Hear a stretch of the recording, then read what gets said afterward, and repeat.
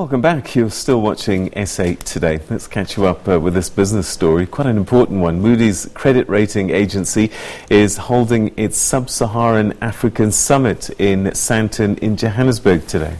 Moody's is the only major ratings agency that still has South Africa on a non-junk or an investment grade rating.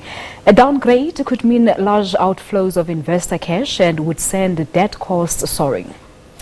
There is a keen interest in the views of the agency ahead of a possible ratings change at the beginning of November.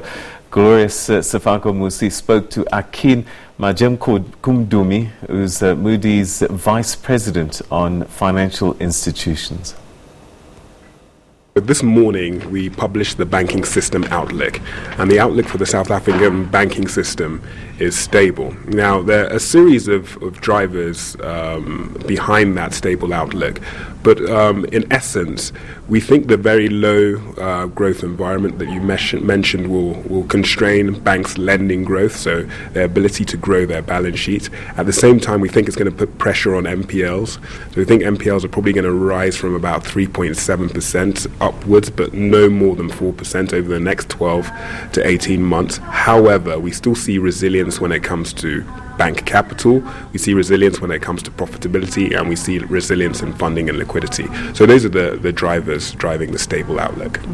You said that we'll see bad debts rising in your presentation earlier, bad debt rising, and the loan growth declining as well, and but profitability stable. Sure. So just to give you more information, when we say loan growth declining, what we saw over 2018 was loan growth grow about 8%. We only expect a slight cooling of that growth rate to about 6%, so roughly in line with nominal GDP.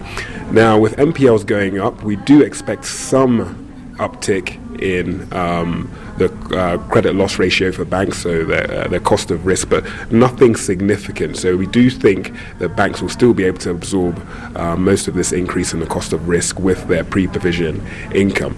Now, the reason we don't think there's going to be an overall impact on net income or return on assets is the fact that over 2018 and 2019 we saw banks invest heavily in digital platforms. They spend a lot in terms of operating expenses in developing IT, developing software.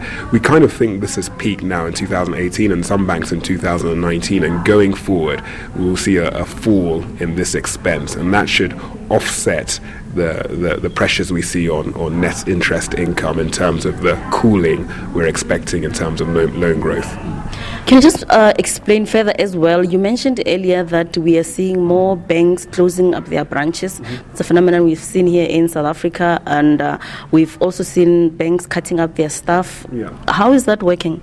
So basically, banks are evolving to meet the preferences of their clients. Clients want to do more, for example, via mobile banking platforms, via e-banking platforms.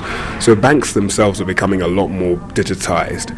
And this means that there's been a reduction in bricks and mortar, so branches, and also a reduction in the workforce at a few banks. So really the numbers that we've seen in terms of the number of employees that banks drop, that's kind of down to natural attrition.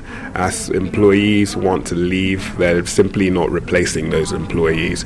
But this is all part of the strategy banks are taking to become more competitive in the market, especially given the given the fact that new challenger banks have come to the fore, such as Discovery Bank, Time Bank, and Bank Zero. And also the issue of household indebtedness. How are we doing in South Africa?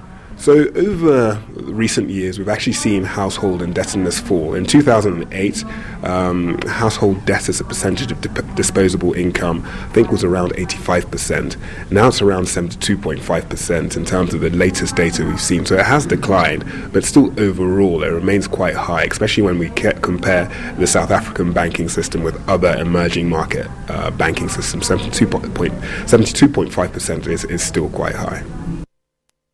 Lesotho's Prime Minister Thomas Thabane has described Robert Mugabe as a renowned son of Africa and